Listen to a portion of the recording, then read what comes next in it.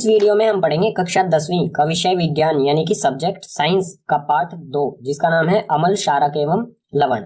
पाठ शुरू करने से पहले महत्वपूर्ण जानकारी यहाँ पर दे देता हूँ। जो भी पार्ट 2 के प्रश्न दिए गए हैं एनसीईआरटी की किताब में, उसके एनसीईआरटी के सॉल्यूशन और साथ ही पाठ के नोट्स दोनों का लिंक जो है वो डिस्क्रिप्शन बॉक्स में दिया गया है। पाठ में सबसे पहले पढ़ते हैं अम्ल। अम्ल के गुण धर्मों के बारे में। अम्ल को इंग्लिश में एसिड कहा जाता है। इसमें सबसे पहले दिया है हमें अम्ल स्वाद में खट्टे होते हैं। अगर अम्ल को हम चखेंगे तो वो स्वाद में हमें खट्टे लगेंगे। आगे है इसी में, ये नीले लिटमस को लाल में बदल देते हैं। अगर कोई भी नीला लिटमस पत्र अम्ल के संपर्क में आएगा तो उसका रंग परिवर्तित होके लाल हो जाएगा। ठीक है, नीले को लाल में बदल देंगे, लेकिन लाल पर इनका कोई प्रभाव नहीं पड़ता है। अगर लाल लिटमस पत्र अम्ल के संपर्क में आएगा तो उसका रंग लाल ही रहेगा, सिर्फ नीले को लाल में बदल देते हैं ये। ठीक है, आगे है इसी में, ये जलीय विलयन में हाइड्रोजन प्लस आयंस देते हैं। अगर अम्ल में जल डाला जाएगा तो वो जल में हाइड्रोजन के धन आयंस बनाएंगे। ठीक है, धनायन यानी कि जमा वाले। ठीक है, उदाहरण ले लेते हैं कुछ अम्ल के। सबसे पहले इसमें HCl यानी कि हाइड्रोक्लोरिक अम्ल, H2SO4 यानी कि सल्फ्यूरिक अम्ल, CH3COOH यानी कि एसिटिक अम्ल, और इसी में एक आता है सिट्रिक अम्ल। सिट्रिक अम्ल का आपको फॉर्मूला याद करने की जरूरत नहीं है। ठीक है, एक ऐसा उदाहरण ले लेते हैं जो हमारे दैनिक जीवन में उपयोग किया जाता है अम्ल का, तो वो है नींबू। ठीक है, नींबू में जो है वो सिट्रिक अम्ल पाया जाता है। और यहाँ पर आप देख सकते हैं कि कोई नीला लिटमस पत्र जितना भी नींबू के रस के संपर्क में आया उतना ये लाल रंग में परिवर्तित हो गया।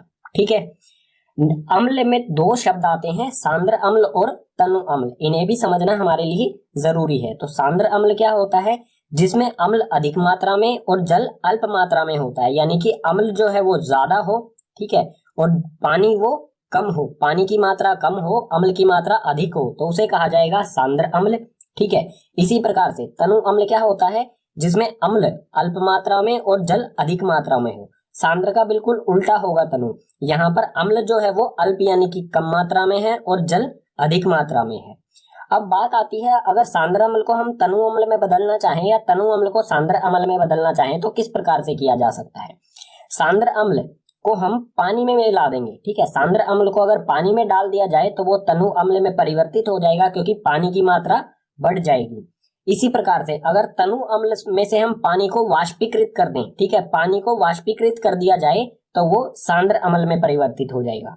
ठीक है, अम्ल के गुणधर्म के बाद अब देखते हैं क्षारक के गुणधर्म। क्षारक को इंग्लिश में बेस कहा जाता है। इसमें सबसे पहले दिया है हमें, क्षारक स्वाद में कड़वे होते हैं। अगर क्षारक को हम अपनी जीवा यानी कि जीभ पर रखेंगे तो उनका स्वाद हमें कड़वा प्रतीत होगा। आगे है, ये लाल लिटमस को नीले में बदल देते हैं। अगर कोई लाल लिटमस पत्र क्षारक के संपर्क में आएगा तो उसका रंग बदलकर अपने आप ही नीला हो जाएगा। ठीक है, लेकिन नीले पर इनका कोई प्रभाव नहीं होता, ये सिर्फ लाल को नीले में बदलते हैं। अगर कोई नीला लिटमस पत्र क्षारक के संपर्क में आएगा तो उसका रंग नीला ही रहेगा, सिर्फ लाल को नीले में बदलेंगे। ठीक है, आगे है, ये जलीय विलयन में OH ऋण आयन देते हैं। ठीक है, अगर क्षारकों में जल डाला जाएगा तो जल में ये OH यानी कि हाइड्रो ऑक्साइड के घटा माइनस यानी कि ऋण आयंस प्रदान करेंगे हमें। ठीक है, कुछ उदाहरण ले लेते हैं क्षारक के, जैसे NaOH यानी कि सोडियम हाइड्रो ऑक्साइड, KOH यानी कि पोटेशियम हाइड्रो ऑक्साइड, NH4OH यानी कि अमोनियम हाइड्रो ऑक्साइड। ये कुछ ऐसे उदाहरण हो गए जो हम लेबोरेटरी यानी कि प्रयोगशाला में देखते हैं। एक दैनिक जीवन वाला उदाहरण ले लेते हैं जो हम अपने दैनिक जीवन में इस्तेमाल करते हैं क्षारक, तो वो है साबुन। ठीक है, साबुन में जो है वो NaOH यानी कि सोडियम हाइड्रो ऑक्साइड पाया जाता है। ठीक है, और यहाँ पर आप देख सकते हैं, अगर कोई लाल लिटमस पत्र साबुन के संपर्क में आएगा तो उसका रंग बदलकर नीला हो गया है। ठीक है, अब क्षारक में एक शब्द आता है क्षार। ठीक है, इन दोनों में अंतर है, क्षारक और क्षार में थोड़ा सा अंतर है, उसे समझना जरूरी है, क्योंकि एग्जाम में कई बार क्षार के बारे में पूछा जाता है तो बच्चे क्षारक के बारे में लिख के आ जाते हैं। तो क्षार क्या होते हैं? जल में घुलनशील क्षारकों को क्षार कहते हैं। ठीक है, अगर ऐसे क्षारक जो जल में आसानी से घुल जाते हैं तो उन्हें कहा जाता है क्षार। जैसे कि यहाँ पर उदाहरण ले लेंगे इसका, NaOH जो साबुन में पाया जाता है, ये आसानी से जल में घुल जाता है, तो हम इसको क्षार भी कह सकते हैं और क्षारक भी कह सकते हैं। ठीक है, अम्ल और क्षारक के गुण धर्मों के बारे में पढ़ने के बाद अब बात आती है कि अम्ल और क्षारक, कोई भी हमें वस्तु दी गई है उसको हम कैसे पहचानेंगे कि वो अम्ल है या क्षारक है? आप कहेंगे कि चख कर। टच करके उसे, ठीक है। तो रसायन विज्ञान में किसी भी चीज को चख कर या टच करके पता नहीं लगाया जाता है, क्योंकि वो हमें नुकसान भी पहुंचा सकता है। रसायन विज्ञान में बहुत सारे ऐसे अम्ल होते हैं जो टच करने पर ही हमारे हाथों को जला सकते हैं, इसलिए आपको सावधानी रखनी है, किसी भी अम्ल या क्षारक को आपको टच नहीं करना है और ना ही उन्हें चखना है। तो कैसे पता लगाएंगे? उसको पता लगाने का तरीका है सूचक। सूचक क्या होते हैं? सूचक किसी दिए गए विलयन में अम्ल या क्षारक की उपस्थिति दर्शाते हैं। इनका रंग या गंध अम्लीय व क्षारक माध्यम में बदल जाता है, ठीक है। सूचक कोई ऐसी चीज होती है जो विलयन में अम्ल या क्षारक की उपस्थिति को दर्शाएंगे, और दर्शाने का तरीका क्या होगा? जब वो अम्ल के संपर्क में आएंगे तो उनका रंग या गंध तेज या कम हो जाएगी, या फिर उनका रंग जो है वो अलग हो जाएगा, ठीक है। और क्षारक के माध्यम में आएंगे तो उनका रंग और कुछ अलग हो जाएगा जो अम्ल में नहीं होगा। अलग अलग रंग, यानी कि अम्ल के लिए अलग रंग दर्शाएंगे और क्षारक के लिए अलग रंग दर्शाएंगे। इसी प्रकार से गंध यानी कि खुशबू, अम्ल के संपर्क में आने पर खुशबू कम हो सकती है या ज्यादा हो सकती है, या फिर क्षारक के माध्यम में अम्ल का बिल्कुल उल्टा हो सकता है। तो सूचक जो है वो 3 प्रकार के होते हैं।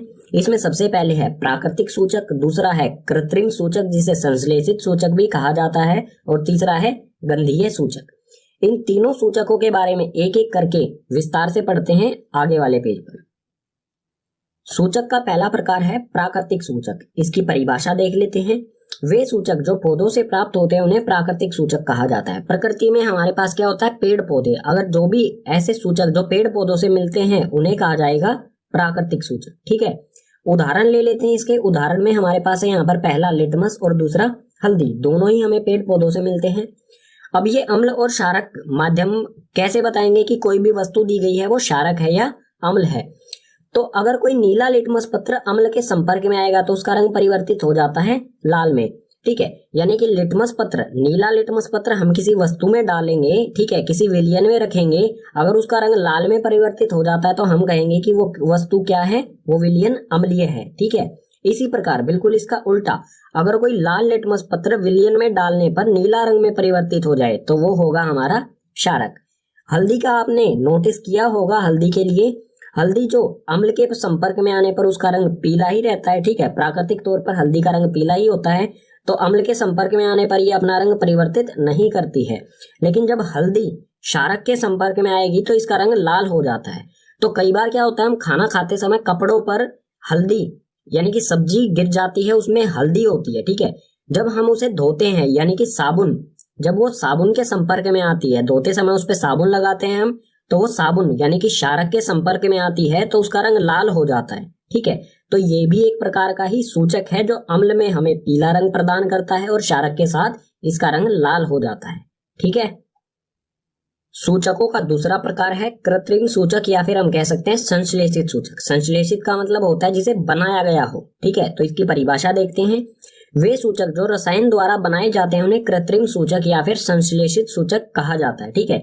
जो रसायन यानी कि केमिकल द्वारा प्रयोगशाला यानी कि लेबोरेटरी में बनाए जाते हैं उन्हें कृत्रिम सूचक या फिर संश्लेषित सूचक कहा जाएगा। केमिकल्स यानी कि रसायन के द्वारा बनाए गए हैं। उदाहरण देख लेते हैं इसके लिए। पहला है हमारे पास फेनोफ्थलीन और दूसरा है मेथिल ऑरेंज, ठीक है। ये दोनों उदाहरण हो गए। अब ये किस तरह से क्षारक और अम्लीय प्रवृत्ति को दर्शाते हैं? तो फेनोफ्थलीन जब अम्ल के संपर्क में आता है तो इसका रंग जो है वो अपरिवर्तित रहता है, ठीक है। यानी कि पानी जैसा रंग रहता है बिल्कुल इसका। यहाँ पर आप देख सकते हैं इस तरह का, जिस तरह का पानी होता है उस तरह का ही रंग होता है, ठीक है। अम्ल के संपर्क में आने पर इस तरह का रंग। और अगर ये क्षारक के संपर्क में आएगा, फेनोफ्थलीन अगर क्षारक के संपर्क में आएगा तो इसका रंग गहरा गुलाबी या फिर कह सकते हैं कि बैंगनी हो जाता है, ठीक है। गहरा गुलाबी कहेंगे इसे, इस तरह का रंग हो जाता है। इसी प्रकार से मेथिल ऑरेंज जब अम्ल के संपर्क में आएगा तो इसका रंग परिवर्तित होकर लाल हो जाता है। अम्ल के संपर्क में आने पर मेथिल ऑरेंज का रंग जो है वो लाल हो जाता है। और मेथिल ऑरेंज अगर क्षारक के संपर्क में आएगा तो उसका रंग पीला हो जाता है, ठीक है। इस प्रकार से ये अम्लीय और क्षारक प्रवृत्ति, किसी भी विलयन की अम्लीय व क्षारक प्रवृत्ति को रंग द्वारा दर्शाते हैं, ठीक है। सूचक का तीसरा प्रकार है गंधीय सूचक। गंधीय यानी कि जो हम अपनी नाक से महसूस कर सके। इसकी परिभाषा क्या होगी? जिन पदार्थों की गंध अम्लीय व क्षारक माध्यम में बदल जाए उसे गंधीय सूचक कहा जाएगा, ठीक है। अगर अम्ल में गंध यानी कि खुशबू या बदबू जो भी आप कहेंगे वो ज्यादा हो जाए या कम हो जाए और इसका उल्टा क्षारक के माध्यम में हो जाए तो हम पहचान सकते हैं जो विलयन होगा वो अम्लीय होगा या क्षारक होगा। उदाहरण ले लेते हैं यहाँ पर। उदाहरण हमारे पास है 3। पहला प्याज का रस, दूसरा वेनिला और तीसरा लौंग का तेल। ये किस प्रकार से अम्लीय व क्षारक माध्यम को बताएंगे। तो जब प्याज का रस अम्ल के संपर्क में आता है तो इसकी गंध जो है वो तीक्ष्ण यानी कि बढ़ जाती है। ठीक है, प्याज का रस जो है, प्याज में की जो बदबू या खुशबू जो भी आप समझते हैं वो बढ़ जाएगी। लेकिन जब ये क्षारक के माध्यम में आता है, ठीक है, जब अगर क्षारक विलयन में प्याज का रस डाला जाएगा तो इसमें से कोई भी गंध नहीं आएगी। ठीक है, तो किस तरह से हम पहचान सकते हैं। हमें कोई विलयन दिया गया है, उसमें हम प्याज का रस डालेंगे, अगर खुशबू या बदबू जो गंध होगी प्याज की वो बढ़ जाए तो हम कहेंगे कि वो विलयन जो है वो अम्लीय है। अगर जो गंध है वो कम हो जाए तो वो क्षारक माध्यम होगा। ठीक है, इसी प्रकार से वेनिला जो आइसक्रीम को फ्लेवर देने के लिए यूज किया जाता है, तो वनीला आइसक्रीम आपने खाई होगी, वही वेनिला है ये। ठीक है, वेनिला अम्ल के संपर्क में आने पर इसकी खुशबू, ठीक है, इसकी गंध में कोई भी परिवर्तन नहीं आता। लेकिन जब ये क्षारक के माध्यम में आता है तो इसमें से कोई भी गंध नहीं आती। ठीक है, इसी प्रकार से लौंग का तेल अम्ल के संपर्क में आने पर उसकी खुशबू या बदबू जो भी है, गंध वो है समान रहती है। लेकिन जब लौंग का तेल क्षारक के माध्यम में आता है तो उसमें से कोई भी गंध नहीं आती है। ठीक है, इस तरह से हम सूचकों के माध्यम से अम्लीय व क्षारक विलयन या पदार्थों को पहचान सकते हैं। ठीक है, पाठ में अगला विषय है अम्ल व क्षारकों के रासायनिक गुण यानी कि जो भी अम्ल व क्षारक हैं वो अलग अलग चीजों के साथ अभिक्रिया करके उत्पाद में क्या चीजें बनाएंगे, इसी को कहा जाएगा रासायनिक अभिक्रिया। ठीक है, इसमें सबसे पहले देखते हैं धातु की अम्ल व क्षारक के साथ अभिक्रिया। धातु अम्ल के साथ किस तरह से अभिक्रिया करेगा और धातु क्षारक के साथ किस तरह से अभिक्रिया करेगा। धातु आप समझते ही होंगे, धातु जैसे कि लोहा जिसे Fe से दर्शाया जाता है, पोटेशियम जिसे K से दर्शाया जाता है। इसी तरह से जिंक हो गया, जिंक को Zn से दर्शाया जाता है और सोडियम को Na से दर्शाया जाता है। इस तरह के ही धातुओं के साथ अम्ल किस तरह से अभिक्रिया करेंगे और क्षारक किस तरह से अभिक्रिया करेंगे, उदाहरण सहित देखते हैं। तो सबसे पहले धातु की अम्ल के साथ अभिक्रिया। अम्ल और धातु अभिक्रिया करके, ठीक है, ये दोनों अभिक्रिया करके लवण तथा हाइड्रोजन गैस, ठीक है, अम्ल और धातु दोनों अभिक्रिया करके उत्पाद में लवण और हाइड्रोजन गैस बनाएंगे। ठीक है, इसका एक उदाहरण देख लेते हैं। अम्ल में लिया है हमने यहाँ पर HCl यानी कि हाइड्रोक्लोरिक अम्ल, और धातु में है यहाँ पर जिंक। ठीक है, जिंक धातु है और हाइड्रोक्लोरिक अम्ल, ये दोनों एक दूसरे के साथ अभिक्रिया करेंगे और लवण बनाएंगे जिंक क्लोराइड ZnCl। ठीक है, ZnCl एक लवण है जिसमें क्लोरीन जुड़ा हुआ है। ठीक है, तो ये बना जिंक क्लोराइड और साथ में हाइड्रोजन गैस। तो कोई भी धातु अम्ल के साथ अभिक्रिया करके, कोई भी धातु हो, ठीक है, चाहे वो आयरन हो, लोहा हो, पोटेशियम हो, जिंक हो या सोडियम हो, कोई भी धातु है वो अम्ल के साथ अभिक्रिया करके हमेशा लवण तथा हाइड्रोजन गैस ही उत्पाद में हमें देगा। इसी प्रकार से देख लेते हैं धातु की क्षारक के साथ अभिक्रिया। क्षारक के साथ अभिक्रिया करके ये क्या बनाएगा। तो इसमें भी क्षारक जमा में धातु यानी कि क्षारक और धातु अभिक्रिया करेंगे और लवण तथा हाइड्रोजन गैस। यहां पर भी क्या था, उत्पाद में हमें लवण तथा हाइड्रोजन गैस मिल रही थी। अम्ल के साथ अगर धातु अभिक्रिया करता है और क्षारक के साथ धातु अभिक्रिया करता है तो भी हमें लवण और हाइड्रोजन गैस मिल रही है। ठीक है, इसका भी एक उदाहरण ले लेते हैं। क्षारक में है हमारे सामने यहाँ पर NaOH यानी कि सोडियम हाइड्रोक्साइड, और धातु फिर से हमने लिया है जिंक। तो सोडियम हाइड्रोक्साइड और जिंक दोनों अभिक्रिया करके लवण बनाएंगे। लवण है हमारे सामने यहाँ पर Na2ZNO2, ठीक है, यानी कि सोडियम जिंकेट और साथ में हाइड्रोजन गैस। अब यहाँ पर देख सकते हैं आप कि अम्ल धातु के साथ अम्ल अभिक्रिया करे या धातु के साथ क्षारक अभिक्रिया करे, दोनों कंडीशन में क्या हो रहा है, दोनों स्थितियों में हाइड्रोजन गैस निकल रही है। तो हमें कैसे पता चलेगा कि ये निकलने वाली जो गैस है हाइड्रोजन है। ठीक है, इसका परीक्षण किस तरह से किया जाएगा, आगे वाले पेज पर देखते हैं। धातु की अम्ल या क्षारक के साथ अभिक्रिया कराने पर जो हाइड्रोजन गैस निकलती है उसको पहचानने का जो तरीका है उसे देखते हैं। तो हाइड्रोजन गैस का परीक्षण, जो भी निकलने वाली गैस है हाइड्रोजन, उसे किस तरह से पहचाना जाएगा। तो इसमें है हाइड्रोजन गैस से निहित परख नली के पास जब एक जलती हुई मोमबत्ती लाई जाती है तो पॉप की ध्वनि उत्पन्न होती है। ठीक है, यानी कि जो मोमबत्ती, जलती हुई मोमबत्ती जो हाइड्रोजन गैस के पास लाई जाएगी तो जो हाइड्रोजन गैस है वो बहुत ज्वलनशील गैस होती है, वो पॉप ध्वनि के साथ तुरंत जल जाएगी। तो ये है स्टैंड, इसमें ये टेस्ट ट्यूब है। टेस्ट ट्यूब के अंदर जिंक के छोटे छोटे दाने लिए गए हैं और साथ ही इसके अंदर डाल दिया गया है अम्ल।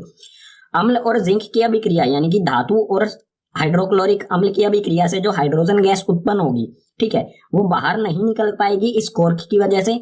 इस कॉर्क के अंदर जो पाइप लगी है वो इससे गुजरेगी और उसे इस टब में भरे हुए साबुन के पानी के अंदर छोड़ दिया जाएगा, ठीक है। जैसे ये साबुन के पानी के अंदर निकलेगी, ये हाइड्रोजन गैस जो है वो बबल्स में, बुलबुलों में पैक हो जाएगी, ठीक है। और जो ये बुलबुले ऊपर आएंगे, बहुत हल्की गैस होती है हाइड्रोजन, वो आसानी से ऊपर की तरफ जाती है, ठीक है।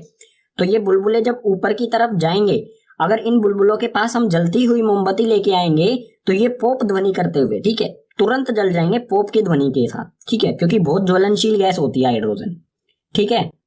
अम्ल व क्षारक के रासायनिक गुणधर्म में आगे है अम्ल व क्षारक की धातु कार्बोनेट तथा धातु बाइकार्बोनेट के साथ अभिक्रिया। कोई भी अम्ल या क्षारक है वो धातु कार्बोनेट यानी कि जैसे कि धातु, कोई भी हमारा धातु है जैसे सोडियम, तो सोडियम का कार्बोनेट, जैसे सोडियम का कार्बोनेट क्या होगा, Na2CO3, जो ये CO3 होता है, ठीक है। Na हो गया हमारा धातु और CO3 हो गया कार्बोनेट, यानी कि धातु कार्बोनेट हो गया, ठीक है।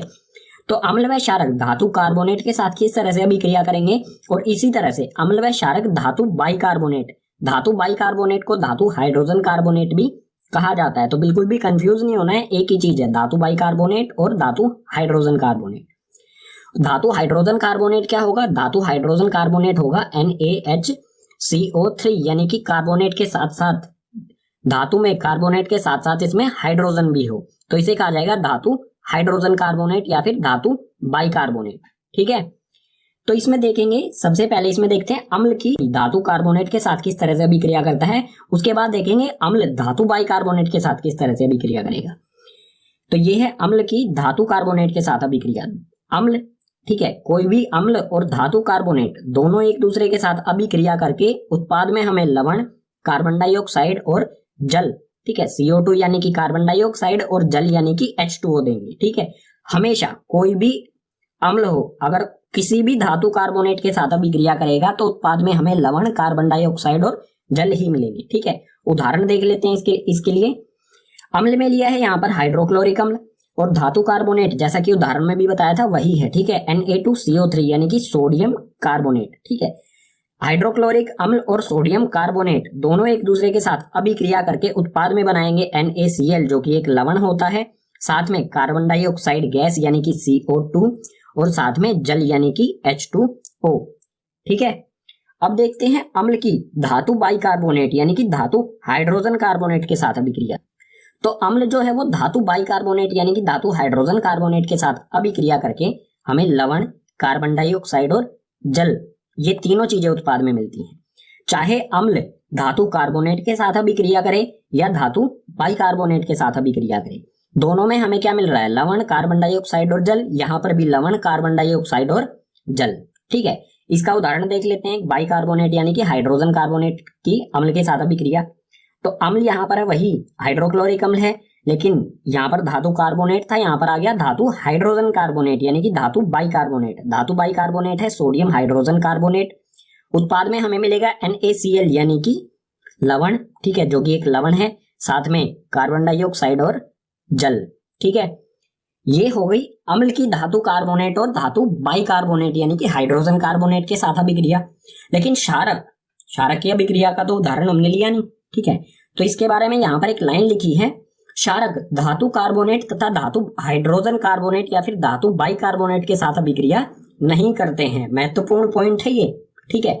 कोई भी क्षारक जो है वो ना तो धातु कार्बोनेट के साथ अभिक्रिया करेगा, ना ही धातु बाइकार्बोनेट के साथ अभिक्रिया करेगा, सिर्फ अम्ल करता है इसके साथ अभिक्रिया, ठीक है।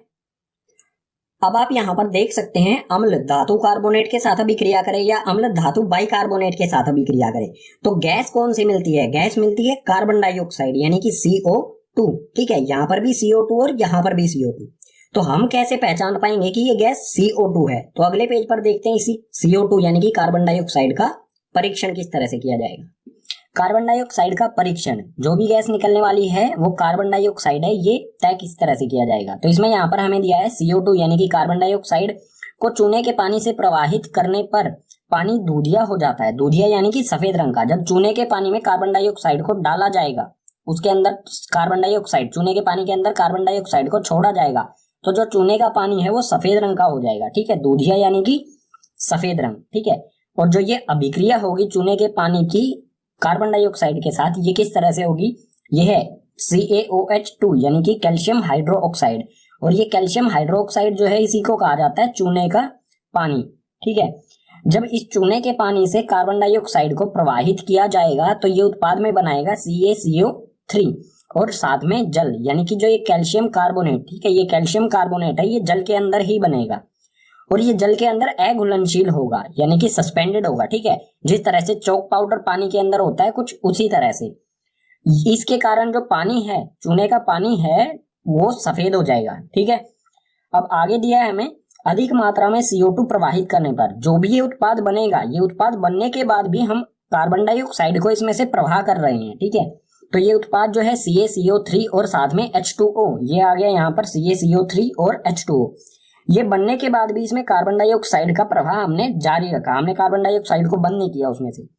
तो ये अभिक्रिया करके एक नया उत्पाद बनाएगा जो होगा CaHCO3। यहाँ पर तो इस विलयन का रंग जो है वो दूधिया यानी कि सफेद होता है। अगर हम इसमें से और भी कार्बन डाइऑक्साइड गुजारेंगे, ठीक है, जो कि हम यहाँ पर कर रहे हैं, तो इसका रंग जो है वो दूधिया, ठीक है, पहले इसका जो चूने का पानी है इसका रंग बिल्कुल पानी की तरह होता है, जैसा पानी का मतलब कलरलेस, कोई भी रंग नहीं होता। जब कार्बन डाइऑक्साइड गुजारेंगे तो दूधिया, अगर और ज्यादा ही कार्बन डाइऑक्साइड इसमें से गुजारेंगे तो वापस कलरलेस हो जाएगा, यानी कि जैसा पानी होता है बिल्कुल वैसा ही हो जाएगा। अब ये होगा क्यों?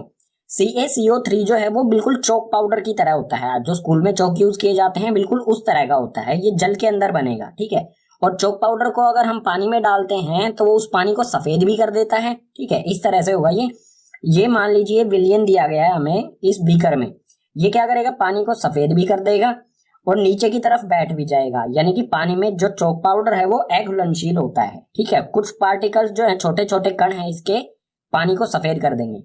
लेकिन जो ये है CaHCO3, ये कैल्शियम हाइड्रोजन कार्बोनेट, ये जल में घुल जाता है, जैसे चीनी पानी में घुल जाती है, पता भी नहीं चलता, बिल्कुल पानी वैसा का वैसा ही रहता है उसका रंग, उसी तरह से ये पानी के अंदर घुल जाता है और जो दूधिया रंग यानी कि सफेद रंग ये प्रदान करता है ये गायब हो जाता है। ठीक है, इसे डायग्राम से समझ लेते हैं। तो यहाँ पर ये एक टेस्ट ट्यूब है, टेस्ट ट्यूब के अंदर ये एक पाइप जो लगी है, ये पाइप नहीं है, ठीक है, ये स्टिर है। ठीक है, यानी कि इसे हिलाने के लिए एक डंडी है जो इसे, जो भी विलयन है अंदर इसको हिलाने के लिए। इसमें अंदर जो तरल पदार्थ है वो है HCl यानी कि हाइड्रोक्लोरिक अम्ल।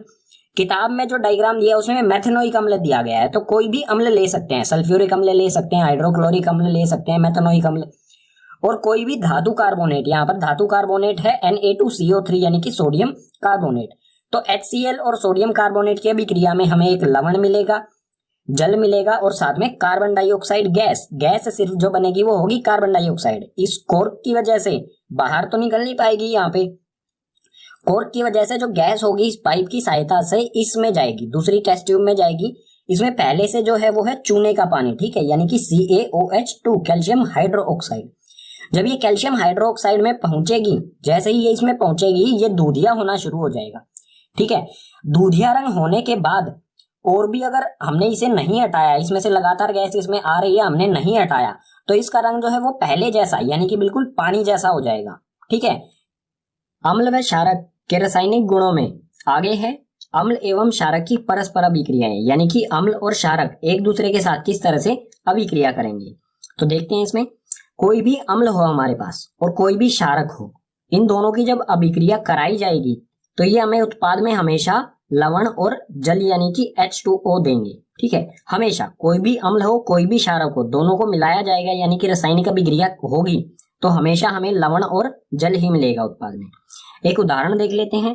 अम्ल में यहाँ पर है HCl यानी कि हाइड्रोक्लोरिक अम्ल और क्षारक में है NaOH यानी कि सोडियम हाइड्रोक्साइड क्षारक। ठीक है, ये अम्ल और ये क्षारक अभिक्रिया करके बनाएंगे NaCl यानी कि ये लवण है, ठीक है, एंड सोडियम क्लोराइड लवण और जल यानी कि H2O। ठीक है, हमेशा लवण और जल बनेगा अम्ल और क्षारक की अभिक्रिया में।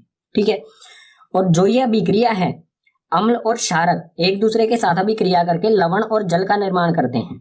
इस तरह की जो अभिक्रिया होती है उसे उदासीनीकरण अभिक्रिया कहा जाता है। इसकी परिभाषा पढ़ लेते हैं, अच्छी तरह से समझ में आ जाएगा ये। जब अम्ल व क्षारक परस्पर अभिक्रिया करके एक दूसरे के प्रभाव को समाप्त कर लवण तथा जल का निर्माण करते हैं, इस प्रकार की अभिक्रिया को उदासीनीकरण अभिक्रिया कहा जाता है। जब कोई भी अम्ल और क्षारक एक दूसरे के साथ अभिक्रिया करके एक दूसरे के प्रभाव को समाप्त कर दे। यहाँ पर आप देख सकते हैं इस तरफ अम्ल और क्षारक हैं, लेकिन इस तरफ कोई भी अम्ल और क्षारक नहीं है, क्योंकि इन दोनों ने एक दूसरे के प्रभाव को समाप्त करके लवण और जल बना दिया उत्पाद में। ठीक है, एक दूसरे के प्रभाव को समाप्त करना और साथ में लवण और जल का निर्माण करना, इस तरह की जो अभिक्रिया होगी अम्ल और क्षारक की, उसे कहा जाएगा उदासीनीकरण अभिक्रिया। ठीक है, अम्ल व क्षारक के रासायनिक गुणधर्म में आगे है अम्ल के साथ धात्विक ऑक्साइड की अभिक्रिया। कोई अम्ल है, उसके साथ कोई भी धात्विक ऑक्साइड यानी कि धातु के साथ ऑक्सीजन का जुड़ा होना, ठीक है, उसे कहा जाएगा धात्विक ऑक्साइड। जैसे कि धात्विक ऑक्साइड में उदाहरण ले लेते हैं इसके कुछ। Cu एक धातु है, अगर इसके साथ ऑक्सीजन का जोड़ दिया जाए तो वो हो जाएगा धात्विक ऑक्साइड। इसी तरह से MgO मैग्नीशियम धातु के साथ ऑक्सीजन का जुड़ा होना मैग्नीशियम ऑक्साइड। तो कोई भी अम्ल धात्विक ऑक्साइड के साथ किस तरह से अभिक्रिया करेगा, यहाँ पर एक महत्वपूर्ण चीज है। यहाँ पर जो धात्विक ऑक्साइड होती हैं इनकी प्रवृत्ति जो है वो क्षारक होती है। ठीक है, धात्विक ऑक्साइड को हम क्षारक भी कह सकते हैं क्योंकि इनकी प्रवृत्ति क्षारक ही होती है। तो पीछे हम पढ़ चुके हैं अम्ल और क्षारक अभिक्रिया करके लवण और जल का निर्माण करते हैं और धात्विक ऑक्साइड जो है वो क्षारक ही होती हैं। तो यहाँ पर भी जो अभिक्रिया होगी धात्विक ऑक्साइड यानी कि क्षारक और अम्ल अभिक्रिया करके लवण और जल का निर्माण करते हैं। उदाहरण देख लेते हैं कि यहाँ पर CO जो कि एक धात्विक ऑक्साइड है। ठीक है, तो धात्विक ऑक्साइड में यहाँ पर CuO लिया है और अम्ल में लिया है यहाँ पर HCl यानी कि हाइड्रोक्लोरिक अम्ल। कॉपर ऑक्साइड और हाइड्रोक्लोरिक अम्ल एक दूसरे के साथ अभिक्रिया करेंगे और उत्पाद में बनाएंगे CuCl जो कि एक लवण होता है और साथ में H2O यानी कि जल। ठीक है, और यहाँ पर एक बिंदु और दिया गया है हमें आगे, कॉपर क्लोराइड के बनने से विलयन का रंग नीला हो जाता है। जो भी ये कॉपर क्लोराइड बना है इसकी वजह से जो भी विलयन है उसका रंग नीला हो जाएगा। ये जल के अंदर बनेगा, ठीक है, जल के अंदर ही बनेगा ये, और इसकी वजह से जो भी विलयन होगा उसका रंग नीला हो जाता है। अम्ल व क्षारक के रासायनिक गुणों में आगे है क्षारक के साथ अधात्विक ऑक्साइड की अभिक्रिया। अधात्विक ऑक्साइड यानी कि अधातु के साथ ऑक्सीजन का जुड़ा होना। अधातु यानी कि जैसे कि कार्बन, नाइट्रोजन, इन सब के साथ ऑक्सीजन का जुड़ा होना। ठीक है, इसका एक उदाहरण हो जाएगा सी यानी कि कार्बन O2। ठीक है, कार्बन डाइऑक्साइड जो कि एक अधात्विक ऑक्साइड है। ठीक है, और जो भी अधात्विक ऑक्साइड होते हैं वे अम्लीय प्रवृत्ति के होते हैं, यानी कि हम इन्हें कह सकते हैं ये एक तरह से अम्ल ही होते हैं। ठीक है, कोई भी क्षारक अधात्विक ऑक्साइड यानी कि अम्लीय प्रवृत्ति, ठीक है, अम्ल के साथ अम्लीय प्रवृत्ति की वस्तु के साथ अभिक्रिया करके हमेशा लवण तथा जल बनाता है। ठीक है, उदाहरण में यहाँ पर है CaOH यानी कि कैल्शियम हाइड्रोक्साइड और CO2। कैल्शियम हाइड्रोक्साइड फिर से बता देता हूं, ये चूने का पानी होता है, ये बिल्कुल वही वाली अभिक्रिया है। तो कैल्शियम हाइड्रोक्साइड और कार्बन डाइऑक्साइड ये एक दूसरे के साथ अभिक्रिया करेंगे। CaOH जो चूने का पानी होता है वो क्षारक प्रवृत्ति का होता है। ठीक है, तो क्षारक में लिया है हमने यहाँ पर कैल्शियम हाइड्रोक्साइड और अधात्विक ऑक्साइड में है कार्बन डाइऑक्साइड। ठीक है, तो चूने का पानी और कार्बन डाइऑक्साइड अभिक्रिया करके CaCO3 यानी कि कैल्शियम कार्बोनेट जो कि एक लवण होता है उत्पाद में मिलेगा और साथ में मिलेगा हमें H2O यानी कि जल। अम्ल व क्षारक के रासायनिक गुणों में आगे है जलीय विलयन में अम्ल तथा क्षारक। अगर अम्ल जलीय विलयन में है तो वो किस तरह के गुण प्रदर्शित करेगा, और अगर क्षारक जलीय विलयन में है तो वो किस तरह के गुणधर्म प्रदर्शित करेगा। इसमें पहले देख लेते हैं अम्ल को जलीय विलयन में डाला जाएगा तो क्या होगा। इसमें पहला बिंदु दिया गया है, इसके बारे में हम पहले भी पढ़ चुके हैं, फिर से देख लेते हैं। जल की उपस्थिति में अम्ल हाइड्रोजन प्लस आयंस उत्पन्न करते हैं। हाइड्रोजन प्लस, ठीक है, अब प्लस का मतलब धन आयंस। ठीक है, हाइड्रोजन के जमा वाले आयंस उत्पन्न करते हैं। ये हम पेज नंबर 1 या 2 पे पढ़ चुके हैं, तो इसके बारे में ज्यादा नहीं पढ़ेंगे। हाइड्रोजन आयन H3O धनायन, ठीक है, इस रूप में रहते हैं। जो ये हाइड्रोजन आयंस हैं ये इस रूप में स्थायी नहीं होते हैं, तो ये स्थायीपन लाने के लिए इन्हें इस अवस्था में आना पड़ता है। H3O धनायन इस अवस्था में रहते हैं, और ये जो अवस्था है H3O पॉजिटिव, इसको कहा जाता है हाइड्रोनियम आयन। ठीक है, इसको कहा जाएगा हाइड्रोनियम आयंस। जो भी हाइड्रोजन के आयंस हैं वो हाइड्रोनियम आयंस के रूप में रहते हैं, ना कि हाइड्रोजन के। ठीक है, अब ये जो हाइड्रोनियम आयंस हैं ये बनते किस तरह से हैं। कोई भी हाइड्रोजन आयन है वो जल के साथ अभिक्रिया करता है। ठीक है, तो एक हाइड्रोजन यहाँ पर है और 2 हाइड्रोजन यहाँ पर है, ये एक हाइड्रोजन और दो हाइड्रोजन अभिक्रिया करके कुल 3 हाइड्रोजन बनाते हैं और O, ठीक है। तो ये हो गया H3O जमा यानी कि धन आयन, इसी को कहा जाता है हाइड्रोनियम आयंस, ठीक है। इसका एक और उदाहरण ले लेते हैं, अच्छी तरह से समझ में आ जाएगा हमें। जैसे यहाँ पर है HCl यानी कि हाइड्रोक्लोरिक अम्ल, जब हाइड्रोक्लोरिक अम्ल को जल में, ठीक है, H2O यानी कि जल में डाला जाएगा तो ये बनेगा एक H यहाँ पर और H2O, हाइड्रोजन 2 यहाँ पर है, एक यहाँ पर है, ये जुड़कर 3 हाइड्रोजन और O पॉजिटिव यानी कि ये बन गया हाइड्रोनियम आयंस। और क्लोरीन जो है, क्लोरीन अलग हो जाएगा, ठीक है, नेगेटिव चार्ज आ जाएगा इस पे यानी कि घटाकार ऋण आयन हो जाएगा ये, ठीक है। तो इस तरह से बनता है ये हाइड्रोनियम आयंस। अब देखते हैं जलीय विलयन में क्षारकों को डाला जाएगा तो क्या होगा। क्षारक जल की उपस्थिति में OH यानी कि हाइड्रो ऑक्साइड के घटा वाले आयंस बनाते हैं, ठीक है, घटा वाले यानी कि ऋण आयन बनाएंगे। ये किस तरह से बनेगा, ये यहाँ पर है सोडियम हाइड्रो ऑक्साइड, जल की उपस्थिति में ये Na जमा और OH घटा, इस तरह से ये बट जाएंगे, अलग अलग हो जाएंगे, ठीक है, जल की उपस्थिति में। तो OH यानी कि हाइड्रो ऑक्साइड के ऋण आयंस बनाएंगे। किसी भी वस्तु की प्रवृत्ति क्षारक है उसका कारण होता है हाइड्रो ऑक्साइड के आयंस। आगे है जल के साथ अम्ल व क्षारक मिलाते समय सावधानियां। जब हम जल और अम्ल या फिर क्षारक को मिलाएंगे तो उस समय हमें कुछ सावधानियां रखनी होती हैं जो बहुत जरूरी हैं। उसमें सबसे पहले हमें दिया है हमेशा अम्ल व क्षारक को जल में धीरे धीरे मिलाना चाहिए, ठीक है। हमें जल को क्षारक या अम्ल में नहीं मिलाना चाहिए, अम्ल व क्षारक को जल में मिलाना चाहिए। यानी कि हम क्या करेंगे, एक बड़ा सा बर्तन लेंगे, इसमें होगा जल, ठीक है, यहाँ पर है इसमें जल, और इसके अंदर कोई भी हमारे पास यहाँ पर मान लीजिए ये अम्ल, ठीक है, ये अम्ल है, ये क्षारक है। अगर हमें अम्ल और जल को मिलाना है तो हम अम्ल को इसमें डाला जाएगा और जो भी ये बर्तन है, जो भी ये बीकर है, इसको धीरे धीरे हमें हिलाता भी रहना पड़ेगा। अगर हम नहीं हिलाएंगे तो ये जो अभिक्रिया होगी अम्ल तथा जल की, ये बहुत ऊष्माक्षेपी होगी और इसमें से झाग बन के ये बाहर भी निकल सकता है और हमारे हाथ या पैरों को जला सकता है। हमेशा ध्यान रखना है अम्ल को जल में डालेंगे या फिर क्षारक को जल में डालेंगे, कभी भी हमें इस तरह से नहीं करना है कि यहाँ पर हमने ले लिया है अम्ल और इसमें जल डाला जाएगा, ठीक है, ये है जल, कि इसमें जल से अम्ल डाला जाएगा। ये जो तरीका है ये बिल्कुल गलत है, सही तरीका है ये, ठीक है। अगला बिंदु दिया गया है यह प्रक्रिया बहुत ऊष्माक्षेपी होता है, इसलिए कांच पात्र लगातार हिलाते रहना चाहिए। ये मैं बता चुका हूं, जो भी ये कांच पात्र हमारा बीकर है इसे लगातार हिलाते रहेंगे क्योंकि जो प्रक्रिया है ये वाली, ये बहुत ऊष्माक्षेपी यानी कि बहुत अधिक तापमान हो जाता है जब इसे मिलाते हैं और ये झाग बन के बाहर भी निकल सकते हैं और तापमान अधिक होने के कारण जो ये कांच का बर्तन है, ठीक है, पात्र है, ये टूट भी सकता है। तो हमें सावधानियां रखनी चाहिए, हाथों में ग्लव्स पहनने चाहिए और मतलब अम्ल और क्षारक के साथ ना ही खेले तो बेहतर है। जो भी प्रयोगशाला में अम्ल और क्षारक होते हैं उनको अपनी टीचर की निगरानी में ही यूज करना चाहिए, ठीक है। पाठ में अगला विषय है अम्लों व क्षारकों की प्रबलता। मान लीजिए हमें कुछ अम्ल दिए गए हैं 2-3 तरह के, उनमें से हमें पहचानना है कौन सा अम्ल ज्यादा पावरफुल है, यानी कि कौन सा प्रबल यानी कि ताकतवर, ठीक है, कौन सा अम्ल प्रबल यानी कि ताकतवर है और कौन सा अम्ल दुर्बल यानी कि कमजोर है। ये किस तरह से हमें पता चलेगा। इसी तरह से क्षारकों के लिए कौन से क्षारक दुर्बल होते हैं और कौन से प्रबल यानी कि ताकतवर होते हैं, इसे किस तरह से मापा जाएगा, इसी के बारे में पढ़ते हैं। किसी क्षारक या अम्ल की प्रबलता उसके द्वारा उत्पन्न हाइड्रोजन आयंस या फिर हाइड्रो ऑक्साइड आयंस की सांद्रता पर निर्भर करती है। सांद्रता यानी कि परसेंटेज कह सकते हैं इसे, ठीक है।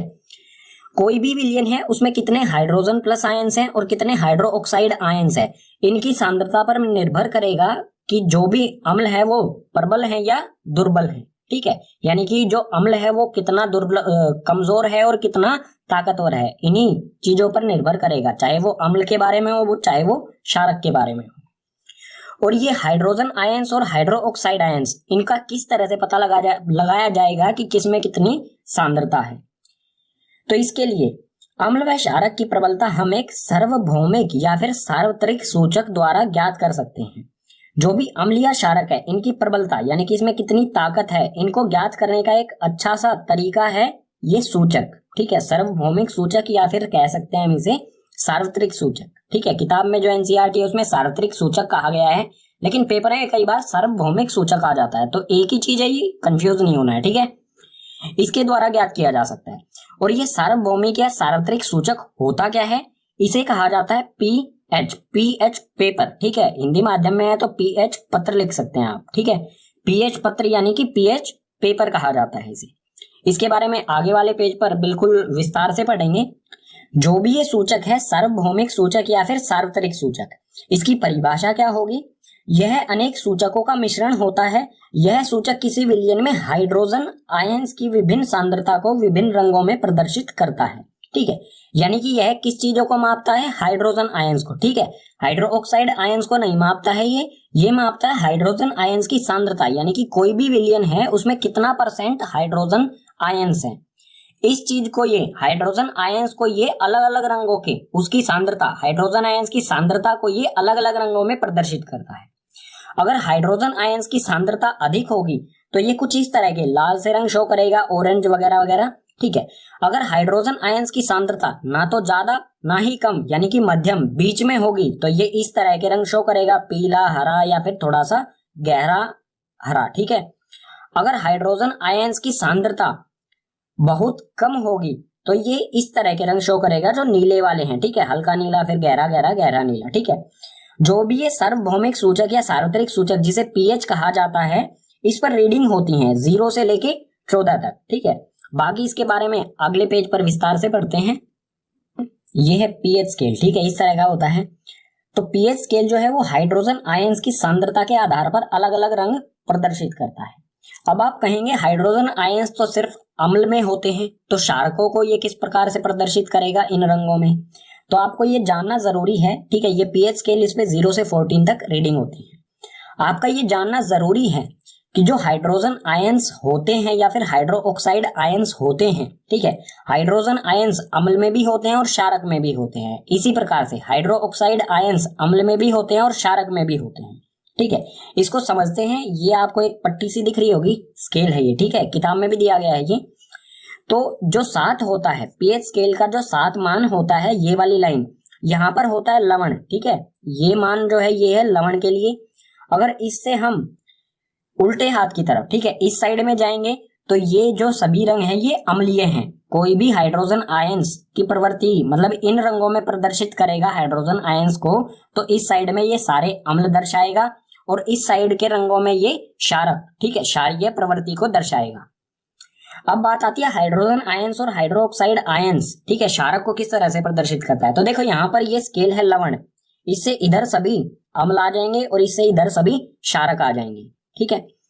और यहाँ पर आप देख सकते हैं जो नीले वाला क्षेत्रफल है, ठीक है, ये नीला रंग जो दिखाई दे रहा है ये है हाइड्रोजन आयंस, ठीक है। और जो ये सफेद वाला हिस्सा है ये है हाइड्रो ऑक्साइड आयंस। तो जो भी अम्ल होते हैं उसमें ये सफेद वाला भी क्षेत्रफल है और नीले रंग वाला भी क्षेत्रफल है, यानी कि यहाँ पर हाइड्रोजन आयंस भी हैं और हाइड्रो ऑक्साइड आयंस भी हैं, ठीक है। लेकिन अम्ल क्यों है ये फिर? अगर इसमें हाइड्रो ऑक्साइड आयंस भी हैं तो ये अम्ल क्यों है? क्योंकि इसमें हाइड्रोजन आयंस अधिक हैं, हाइड्रो ऑक्साइड आयंस बहुत कम है, ठीक है। और लवण पर क्या होता है, जितने हाइड्रोजन आयंस होते हैं उतने ही हाइड्रो ऑक्साइड आयंस होते हैं और ये मिलकर H2O बना देते हैं, ठीक है, लवण और जल बना देते हैं। इसलिए यहाँ पर जो ये है लवण होता है उदासीन, ठीक है, उदासीन अभिक्रिया 7 पर ही होती है, ठीक है। अब इस साइड आएंगे तो यहाँ पर आप देख सकते हैं ये नीले वाला क्षेत्रफल कम हो रहा है, यानी कि हाइड्रोजन आयंस कम हो रहे हैं, और जो सफेद वाला क्षेत्रफल है ये अधिक हो रहा है, यानी कि हाइड्रो ऑक्साइड आयंस ज्यादा है। अगर हाइड्रो ऑक्साइड आयंस ज्यादा है तो वो प्रवृत्ति होगी क्षारीय, अगर हाइड्रोजन आयंस ज्यादा है तो वो प्रवृत्ति होगी अम्लीय। तो ये जो हाइड्रोजन आयंस की सांद्रता अगर अधिक होगी तो वो अम्लीय, अगर हाइड्रोजन आयंस की सांद्रता बहुत कम होगी तो वो क्षारीय प्रवृत्ति को दर्शाएगा, ठीक है। ये क्षारक के लिए इस तरह के रंग प्रदर्शित करेगा, यानी कि 7 से अधिक रीडिंग देगा, और अम्ल के लिए 7 से कम रीडिंग देगा। तो यहाँ पर ये इंफॉर्मेशन मैंने लिख दी है, फिर भी एक बार पढ़ लेते हैं।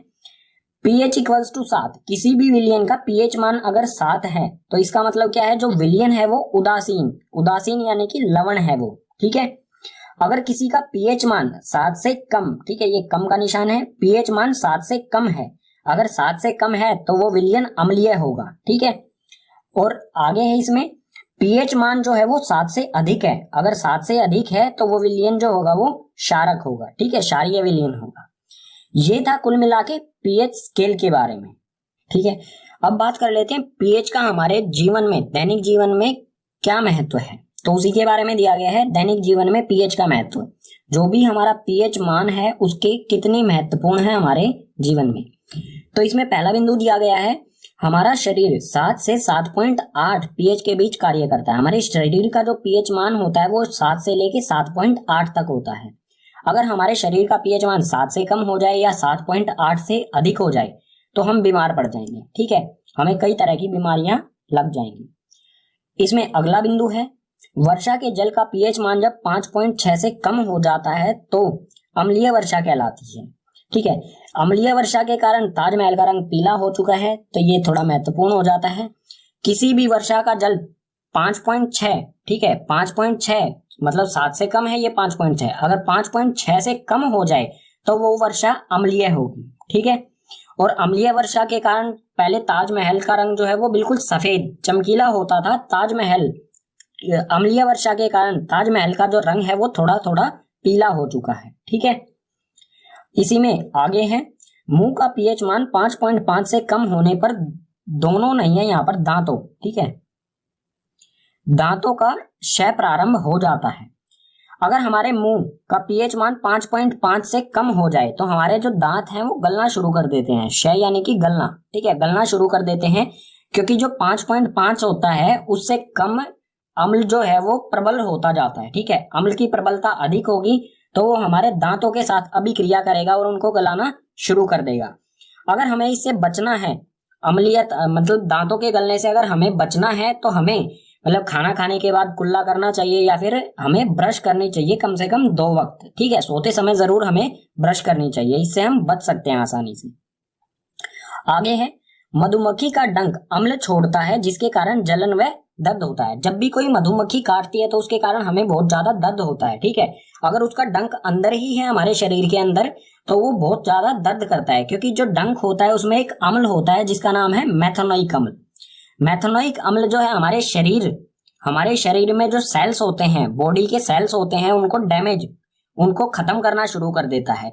इसी के कारण हमें जलन या फिर दर्द होता है। ठीक है, अगर हम इस दर्द या जलन से बचना चाहते हैं तो उसके ऊपर हम कोई कोलगेट या फिर कोई साबुन से हमें उसे धोना चाहिए, क्योंकि साबुन जो है वो अम्लीय प्रभाव को समाप्त कर देता है। ठीक है, यानी कि जो मेथनोइक अम्ल है इसके प्रभाव को वो धीरे धीरे करके समाप्त कर देगा। अगला बिंदु और आखिरी बिंदु है इसमें, अच्छी उपज के लिए पौधों को एक विशिष्ट पीएच की आवश्यकता होती है। अलग अलग पौधों के लिए अलग अलग पीएच मान की आवश्यकता होती है। कुछ ऐसे पौधे होते हैं जो 5 से 6 के पीएच मान के बीच में बहुत अच्छी तरह से ग्रो यानी कि वो अच्छी तरह से उपज करते हैं, मतलब अच्छी तरह से वो विकास करते हैं अपना। कुछ ऐसे पौधे होते हैं जो 6 से 7 के में करते हैं और कुछ ऐसे होते हैं 7 से 8, यानी कि जो पौधे होते हैं अलग अलग पौधों का पीएच मान, अलग अलग पौधों को अलग अलग पीएच मान की आवश्यकता होती है अपनी बेहतर विकास के लिए। ठीक है, पाठ में हमारा अगला विषय आता है लवण। लवण का निर्माण किस तरह से होता है ये हम पहले भी पढ़ चुके हैं, एक बार फिर से देख लेते हैं। कोई भी अम्ल और क्षारक एक दूसरे के साथ अभिक्रिया करके यानी कि परस्पर अभिक्रिया करके लवण और जल का निर्माण करते हैं। ठीक है, उदाहरण देख लेते हैं। अम्ल में लिया है यहाँ पर HCl यानी कि हाइड्रोक्लोरिक अम्ल, और क्षारक में लिया है NaOH यानी कि सोडियम हाइड्रोक्साइड। ये दोनों एक दूसरे के साथ अभिक्रिया करेंगे और लवण यानी कि NaCl सोडियम क्लोराइड लवण का निर्माण करेंगे। और जो ये सोडियम क्लोराइड होता है ये साधारण नमक है, जो हम घर में रसोई घर में यूज करते हैं नमक, वही नमक है ये। ठीक है, साधारण नमक जो खाने में डाला जाता है। और इसके साथ साथ H2O यानी कि जल का निर्माण करते हैं। ठीक है, अब ये तो एक लवण हो गया सोडियम क्लोराइड। इसके अलावा भी बहुत सारे लवण हैं जिनका निर्माण किया जाता है, जैसे कि कैल्शियम क्लोराइड, CuSO4 यानी कि कॉपर सल्फेट, KCl यानी कि पोटेशियम क्लोराइड। अलग अलग प्रकार के कई लवण होते हैं। ठीक है, आगे है इसी में लवण से रसायनों का निर्माण। जो भी लवण होते हैं उनसे रसायन यानी कि केमिकलों का निर्माण किया जाता है।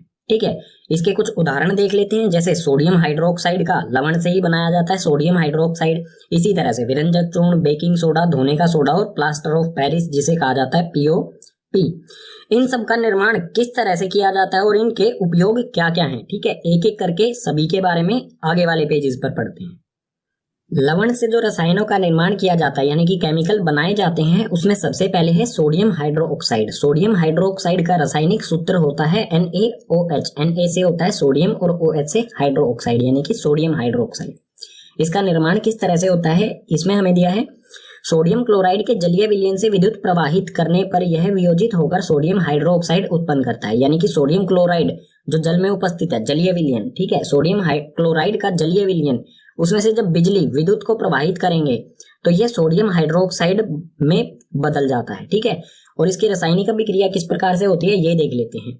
यह है NaCl यानी कि सोडियम क्लोराइड। सोडियम क्लोराइड का जलीय विलयन, साथ में जल भी है इसके, ठीक है। तो सोडियम क्लोराइड के साथ जो जल है, इस विलयन में से विद्युत धारा प्रवाहित की जाएगी। विद्युत धारा प्रवाहित करने के बाद ये बदल जाता है NaOH यानी कि ये मिल गया हमें सोडियम हाइड्रोक्साइड, ठीक है। सोडियम हाइड्रोक्साइड ये मिल गया हमें। इसके साथ साथ दो गैसें भी मिलती हैं, एक तो क्लोरीन गैस मिलती है और एक हाइड्रोजन गैस भी मिलती है हमें उत्पाद में। अब देख लेते हैं ये कहाँ कहाँ पर बनते हैं। जो जलीय विलयन है उसमें कहाँ पर बनते हैं, विद्युत धारा प्रवाहित की जाती है, ठीक है। तो एनोड पर जो है वो क्लोरीन गैस निकलती है, कैथोड पर हाइड्रोजन गैस निकलती है और कैथोड के पास ही सोडियम हाइड्रोक्साइड का विलयन बनता है। ये तीनों चीजें हमें याद रखनी पड़ेंगी, ठीक है। एनोड पर क्लोरीन, कैथोड पर हाइड्रोजन और कैथोड के पास ही सोडियम हाइड्रोक्साइड का विलयन बनता है। अब बात कर लेते हैं ये तीनों चीज जो हमें उत्पाद में मिली है, इनके उपयोग क्या क्या है। यानी कि सोडियम हाइड्रोक्साइड का उपयोग क्या होता है, क्लोरीन का और हाइड्रोजन का क्या क्या उपयोग होते हैं, ठीक है। तो उपयोग में क्लोरीन जो है वो, क्लोरीन का उपयोग जो है वो जल की स्वच्छता या फिर PVC के लिए उपयोग किया जाता है, पॉलीवेनिक क्लोराइड के लिए, ठीक है, जल की स्वच्छता के लिए। ये गलत हो गया है, क्लोरीन जो है वो जल की स्वच्छता के लिए उपयोग किया जाता है। और हाइड्रोजन, ठीक है, ये C2 और H2, हाइड्रोजन का उपयोग जो है वो ईंधन के लिए यूज किया जाता है, ठीक है। हाइड्रोजन का ऊपर वाला ईंधन के लिए यूज किया जाता है और क्लोरीन जल की स्वच्छता और पॉलीवेनिक क्लोराइड बनाने के लिए। और NaOH यानी कि सोडियम हाइड्रोक्साइड का उपयोग जो है वो ग्रीस हटाने के लिए। धातु पे जो ग्रीस लगा होता है वो आसानी से नहीं हटता है, तो उसको हटाने के लिए सोडियम हाइड्रोक्साइड का उपयोग किया जाता है। साबुन और कागज बनाने के लिए भी सोडियम हाइड्रोक्साइड का उपयोग किया जाता है, ठीक है। इसका उपयोग क्या क्या है ये जरूर याद कर लेना है आपको। एक तो ग्रीस हटाने के लिए, साबुन और कागज बनाने के लिए, ठीक है। लवण से जो रसायनों का निर्माण किया जाता है उसमें दूसरे नंबर पर है विरंजक चूर्ण। विरंजक चूर्ण का रासायनिक सूत्र होता है CaOCl2 यानी कि कैल्शियम ऑक्सी क्लोराइड। इसके निर्माण में हमें दिया है शुष्क बुझे हुए चूने पर क्लोरीन की क्रिया से विरंजक चूर्ण का निर्माण होता है, ठीक है। शुष्क बुझा हुआ चूना क्लोरीन के साथ जब अभिक्रिया करे तो हमें मिलता है विरंजक चूर्ण। और शुष्क बुझा हुआ चूना होता क्या है, CaOH2 यानी कि कैल्शियम हाइड्रोक्साइड, ठीक है। कैल्शियम हाइड्रोक्साइड क्लोरीन यानी कि Cl के साथ अभिक्रिया करेगा तो हमें मिल जाएगा विरंजक चूर्ण। इसकी रासायनिक अभिक्रिया किस प्रकार से होगी ये देख लेते हैं। ये है CaOH2 यानी कि बुझा हुआ चूना और ये है Cl, ये दोनों एक दूसरे के साथ अभिक्रिया करके बनाएंगे CaOCl2 यानी कि विरंजक चूर्ण, ठीक है। ये बना विरंजक चूर्ण और साथ में H2O यानी कि जल। अब जो भी ये विरंजक चूर्ण है इसके उपयोग क्या क्या होते हैं, ठीक है। उपयोग से पहले यहाँ पर बता दो, विरंजक चूर्ण को ब्लीचिंग पाउडर कहा जाता है इंग्लिश में। और ब्लीचिंग पाउडर के बारे में आपने सुना होगा, वो किसी भी तरह के कपड़े में अगर कोई दाग लगा है तो उसको हटाने के लिए किस चीज का उपयोग किया जाता है, ब्लीचिंग पाउडर का, ठीक है। यानी कि किसी भी चीज को सफेद बनाने के लिए विरंजक चूर्ण का उपयोग किया जा सकता है आसानी से। उपयोग में पहला दिया हमें वस्त्र उद्योग में सूती व लैनिन के विरंजन के लिए। सूती वस्त्र हो या लैनिन के वस्त्र हो, उनके अगर उनपे कोई दाग धब्बे लगे हैं तो उनको साफ करने के लिए इसका विरंजक चूर्ण का उपयोग किया जा सकता है। आगे है कागज की फैक्ट्री में लकड़ी के मज्जा के विरंजन के लिए। लकड़ी का मज्जा यानी कि लकड़ी को पीस दिया जाता है, ठीक है। कागज लकड़ी से बनता है, लकड़ी के मज्जा को, लकड़ी को पीस दिया जाता है, ठीक है, पाउडर सा बनाया जाता है। और जो भी लकड़ी का रंग होता है उसको बिल्कुल सफेद बनाने के लिए विरंजक चूर्ण का उपयोग किया जाता है। यानी कि लकड़ी के मज्जा को विरंजक चूर्ण की उपस्थिति में धोया जाता है और लकड़ी का पाउडर जो होता है मज्जा वो बिल्कुल सफेद हो जाता है। उसके बाद उससे पेपर बना लिए जाते हैं, ठीक है। तो कागज की फैक्ट्री में भी इसका उपयोग होता है। और तीसरा है पीने के पानी में रोगाणु नाशक के रूप में। पीने का पानी जो होता है उसमें भी अगर विरंजक चूर्ण डाल दिया जाए तो जो भी पानी में बैक्टीरिया वगैरह होता है, ऐसे रोगाणु जो हमें नुकसान पहुंचा सकते हैं वो खत्म हो जाते हैं, ठीक है। तो पीने के पानी में रोगाणुनाशक के रूप में भी विरंजक चूर्ण का उपयोग किया जाता है। लवण से जो रसायनों का निर्माण किया जाता है उसमें तीसरे नंबर पर है बेकिंग सोडा। बेकिंग सोडा का रासायनिक सूत्र होता है NaHCO3 यानी कि सोडियम हाइड्रोजन कार्बोनेट। और जो बेकिंग सोडा यानी कि सोडियम हाइड्रोजन कार्बोनेट होता है, ये एक दुर्बल असंक्षारक होता है। दुर्बल यानी कि कमजोर, और असंक्षारक यानी कि लंबे समय तक चलने वाला। ठीक है, असंक्षारक यानी कि इसमें कभी जंग नहीं लगता, ये कभी खराब नहीं होता। दुर्बल होता है, इसे हम टेस्ट भी कर सकते हैं अपनी जीभ द्वारा। ठीक है, इसके निर्माण की रासायनिक अभिक्रिया किस प्रकार से होती है? सोडियम क्लोराइड, कार्बन डाइऑक्साइड, जल यानी कि H2O और अमोनिया यानी कि NH3, इन सभी की परस्पर अभिक्रिया से बेकिंग सोडा यानी कि NaHCO3 का निर्माण होता है। ठीक है, ये सभी अभिक्रिया करेंगे और उत्पाद में बनाएंगे NH4Cl। NH3 होता है अमोनिया और NH4 होता है अमोनियम। ठीक है, ये अमोनिया और ये अमोनियम, तो अमोनियम क्लोराइड मिलेगा उत्पाद में हमें, और साथ ही NaHCO3 यानी कि सोडियम हाइड्रोजन कार्बोनेट यानी कि बेकिंग सोडा, ये मिल गया हमें बेकिंग सोडा। अगर बेकिंग सोडा को खाने में डाल के गर्म किया जाए तो क्या होता है, ये भी जानना हमारे लिए जरूरी है। तो खाना पकाते समय गर्म करने पर यानी कि बेकिंग सोडा को गर्म करने पर, तो ये है बेकिंग सोडा। खाने में डालने के बाद इसे गर्म किया जाएगा तो ये विभाजित हो जाता है। ठीक है, यानी कि वियोजित हो जाता है कई सारे उत्पादों में। सोडियम कार्बोनेट CO3, ठीक है, Na2CO3 यानी कि सोडियम कार्बोनेट जल जो कि एक वाष्प के रूप में होता है, और साथ में कार्बन डाइऑक्साइड गैस CO2। और जो ये कार्बन डाइऑक्साइड गैस होती है, इसके कारण जो खाने वाली चीजों में डाला जाता है इसे, वो फूलने लग जाते हैं। जैसे आपने देखा होगा ब्रेड जो है वो फूली हुई रहती है। उसका कारण क्या है? क्योंकि उसमें बेकिंग सोडा डाला जाता है, और कार्बन डाइऑक्साइड जो बबल से बनते हैं, उसमें जो बबल से आपको दिखाई देते हैं ब्रेड में, वो CO2 गैस के कारण बनते हैं। ठीक है, अब बात करते हैं बेकिंग सोडा के उपयोग। तो उपयोग में सबसे पहले है बेकिंग पाउडर बनाने में। अब बेकिंग सोडा अलग है और बेकिंग पाउडर अलग है। ठीक है, बेकिंग सोडा से बेकिंग पाउडर का निर्माण किया जाता है। और बेकिंग पाउडर होता क्या है असल में? ये बेकिंग सोडा और टार्टरिक अम्ल, बेकिंग सोडा और टार्टरिक अम्ल अगर आपस में मिल जाएं तो उससे बनता है बेकिंग पाउडर। ठीक है, और अगर बेकिंग पाउडर से टार्टरिक अम्ल को निकाल दिया जाए तो वो बनता है बेकिंग सोडा। ठीक है, यानी कि हम बेकिंग पाउडर से बेकिंग सोडा बना सकते हैं और बेकिंग सोडा से बेकिंग पाउडर बना सकते हैं। इसका दूसरा उपयोग है, यह एंट एसिड का एक संघटक है। एंट एसिड यानी कि जब हमें एसिडिटी होती है तो हम ये इनो वगैरह जो लेते हैं वो एंट एसिड होते हैं। तो एंट एसिड में भी बेकिंग सोडा का उपयोग किया जाता है, क्योंकि एक दुर्लभ असंक्षारक है। ठीक है, ये कभी भी खराब ना होने वाला, दुर्लभ है, हमारे शरीर को ये नुकसान नहीं पहुंचाता है। इसलिए जो एंट एसिड होते हैं, जो एसिडिटी होते हैं हमारे शरीर में, उससे राहत पहुंचाने के लिए जो दवाई बनाई जाती है उसमें भी ये डाला जाता है। तीसरे नंबर पर है अग्निशामक में इस्तेमाल। अग्निशामक यानी कि आग बुझाने वाले यंत्र जो होते हैं उसमें भी बेकिंग सोडा का उपयोग किया जाता है। ठीक है, लवण से जो चौथा रसायन बनाया जाता है उसे कहा जाता है धोने का सोडा। ठीक है, धोने के सोडे का रासायनिक सूत्र होता है Na2CO3 10H2O। Na2 sodium, CO3 यानी कि कार्बोनेट, और 10H2O यानी कि 10 जल के अणु। ठीक है, सोडियम कार्बोनेट के साथ अगर जल के 10 अणु हैं तो उसे कहा जाएगा धोने का सोडा। इसका निर्माण भी कुछ इसी प्रकार से किया जाता है। तो निर्माण में हमें दिया है सोडियम कार्बोनेट के पुनः क्रिस्टलीकरण से धोने का सोडा प्राप्त होता है, यानी कि सोडियम कार्बोनेट Na2CO3, इसके दोबारा से क्रिस्टल बनाए जाए इसमें जल डाल के। ठीक है, तो बनता है धोने का सोडा। इसकी रासायनिक अभिक्रिया किस प्रकार से होगी? Na2CO3, ठीक है, ये है सोडियम कार्बोनेट, और साथ में इसके 10 जल के अणु मिला दिए जाएं। ठीक है, 10H2O 10 जल के अणु डालकर इसके क्रिस्टल बनाए जाएं। ठीक है, तो जो ये 10 जल के अणु होते हैं वो इनके क्रिस्टल के साथ जुड़े रहते हैं, तो बनेगा Na2CO3 10H2O। ये मिल गया हमें धोने का सोडा। ठीक है, अब देख लेते हैं इसके उपयोगों के बारे में। तो धोने के सोडे के उपयोगों में सबसे पहले है कांच, साबुन एवं कांच के उद्योग में। जहां पर कांच बनाए जाते हैं, साबुन बनाए जाते हैं या कागज बनाए जाते हैं, तो वहां पर इसका धोने के सोडे का उपयोग किया जाता है इन सभी की सफाई के लिए। ठीक है, दूसरे नंबर पर है घर में साफ सफाई के लिए। धोने का सोडा से आप समझ ही गए होंगे कि इसका काम किसी चीज की धुलाई वगैरह के लिए होगा। तो धोने का सोडा घरों में साफ सफाई, पोछा लगाते हैं, फर्श धोते हैं, किसी तरह के जो अलग से रसायन सर्फ वगैरह डाला जाता है उसमें धोने का सोडा होता है। ठीक है, तीसरे नंबर पर है जल की स्थायी कठोरता को हटाने के लिए। जल की कठोरता से मतलब है जब साबुन को जल में मिलाया जाए तो साबुन फट जाता है। ठीक है, लवण से जो आखिरी रसायन बनाया जाता है उसे कहा जाता है plaster of Paris. Plaster of Paris यानी कि POP। इसे प्लास्टर ऑफ पेरिस इसलिए कहा जाता है क्योंकि इसका आविष्कार या फिर इसका इस्तेमाल जो है वो सबसे पहले पेरिस में हुआ था।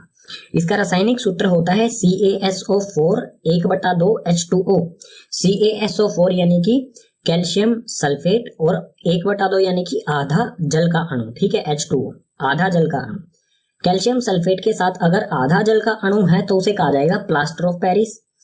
और इसके बनाने की विधि क्या है, यानी कि निर्माण की विधि क्या है? जिप्सम को 373 केल्विन पर गर्म करने पर यह जल के अणु त्याग कर कैल्शियम सल्फेट अर्ध हाइड्रेट बनता है, ठीक है। इसे हम क्या कहेंगे? Calcium sulphate. आधे को कहेंगे हम अर्ध, और हाइड्रेट का मतलब होता है जल, ठीक है। अर्ध हाइड्रेट यानी कि आधे जल का अणु, कैल्शियम सल्फेट के साथ आधे जल का अणु, तो उसे कहा जाएगा कैल्शियम सल्फेट अर्ध हाइड्रेट, ठीक है। तो ये बनता है। और जिप्सम क्या होता है? जिप्सम होता है ये CaSO4 2 H2O, यानी कि इसके साथ 2 जल के अणु होते हैं। अगर इसे गर्म किया जाए 100 डिग्री सेल्सियस, 100 डिग्री सेल्सियस भी कह सकते हैं, ठीक है, या फिर 373 केल्विन, 373 केल्विन या फिर 100 डिग्री सेल्सियस पर इसे गर्म किया जाएगा तो ये अपना डेढ़ जल का अणु त्याग के सिर्फ आधा जब जल का अणु बचता है इसके पास, तो ये बन जाता है प्लास्टर ऑफ पेरिस, यानी कि CaSO4 अर्ध हाइड्रेट, ठीक है। आगे है इसमें, इस सफेद चूर्ण को जल में मिलाने पर यह फिर से जिप्सम बन जाता है। अगर, ठीक है, यानी कि हम समझ सकते हैं प्लास्टर ऑफ पेरिस किस रंग का होता है? सफेद रंग का। तो सफेद जो चूर्ण होता है इसको वापस अगर जल में मिला दिया जाए तो ये फिर से जिप्सम बन जाता है, ठीक है। यानी कि हम जिप्सम को प्लास्टर ऑफ पेरिस बना सकते हैं और प्लास्टर ऑफ पेरिस को जिप्सम, दोनों एक दूसरे में बदले जा सकते हैं।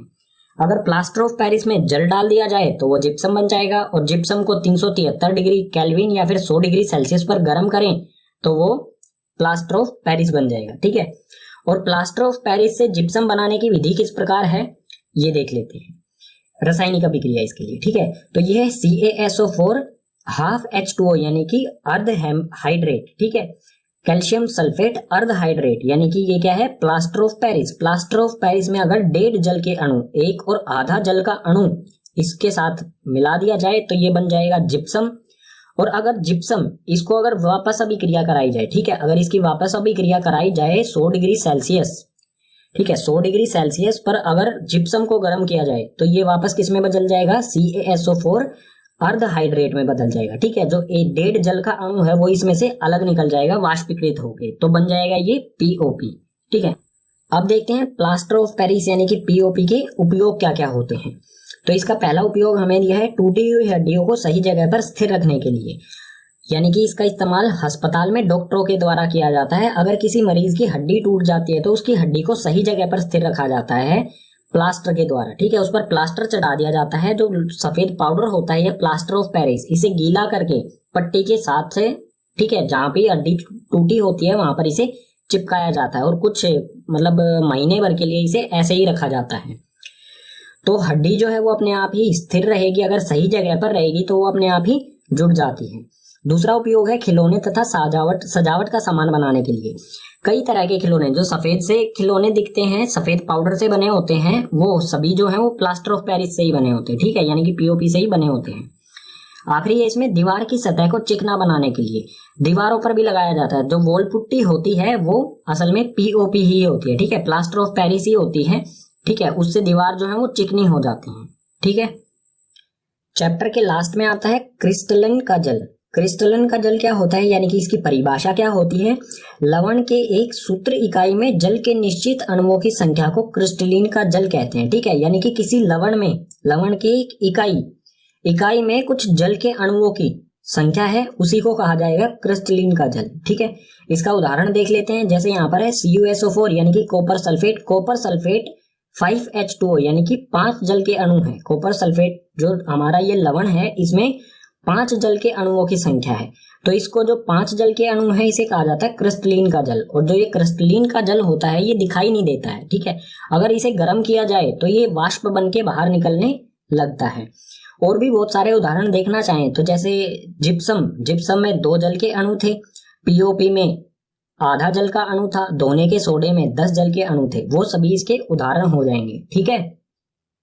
इसी के साथ पाठ के सभी विषय हो जाते हैं कंप्लीट। उम्मीद करूंगा आपको सभी विषय समझ आए होंगे। अगर आपको सभी विषय समझ आए हैं तो इस वीडियो को अपने क्लासमेट के साथ शेयर कीजिए। कोई भी विषय जो समझ नहीं आया है उसे कमेंट बॉक्स सेक्शन में मेंशन कीजिए। और NCERT सॉल्यूशन और पाठ के नोट्स दोनों का लिंक जो है वो डिस्क्रिप्शन बॉक्स में दिया गया।